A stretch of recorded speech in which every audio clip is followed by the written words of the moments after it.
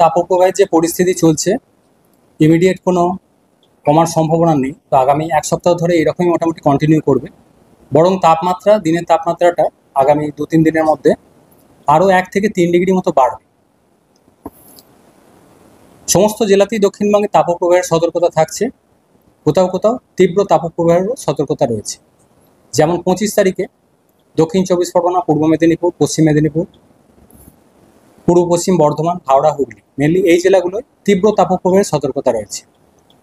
তীব্র তাপপ্রবাহের এই যে স্প্রেডটা 26 তারিখ থেকে আরও কিছু ডিস্ট্রিক্টে বাড়বে। যেমন 25 তারিখের এই জেলাগুলোর সাথে আরও অ্যাড হবে ঝাড়গ্রাম, বাঁকুড়া, উত্তর 24 পরগনা এই জেলাগুলো।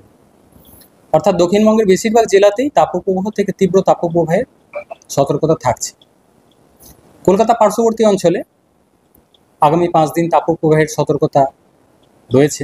সর্বোচ্চ তাপমাত্রা 25 তারিখে এখনো পর্যন্ত 2:30 পর্যন্ত যেটা রিপোর্ট রয়েছে 41.6 ডিগ্রি, যেটা লাস্ট 50 বছরের হিসাবে যদি দেখা যায় সেকেন্ড হাইয়েস্ট। এর আগে কলকাতার সর্বোচ্চ ছিল লাস্ট 50 ইয়ার্সে দেখলে 1980-তে 41.7 এপ্রিল মাসে। এবছর আজকে যেটা গেছে 2:30 পর্যন্ত 41.6। কলকাতা পার্শ্ববর্তী অঞ্চলে তাপমাত্রা মোটামুটি এরকমই 41 ডিগ্রির কাছাকাছি থাকবে, বা 2-1 দিন হয়তো 42 ডিগ্রির কাছাকাছিও পৌঁছে যাবে।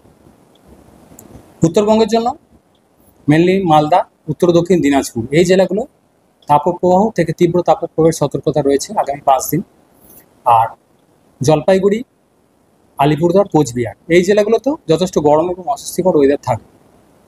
বৃষ্টিপাতের সম্ভাবনা মেনলি উত্তরবঙ্গের দার্জিলিং, কালিম্পং সংলগ্ন জলপাইগুড়ি এই জেলাগুলো হয়তো 2-1 জায়গায় লোকালাইজড বৃষ্টির কিছুটা সম্ভাবনা থাকছে আগামী কয়েকদিন।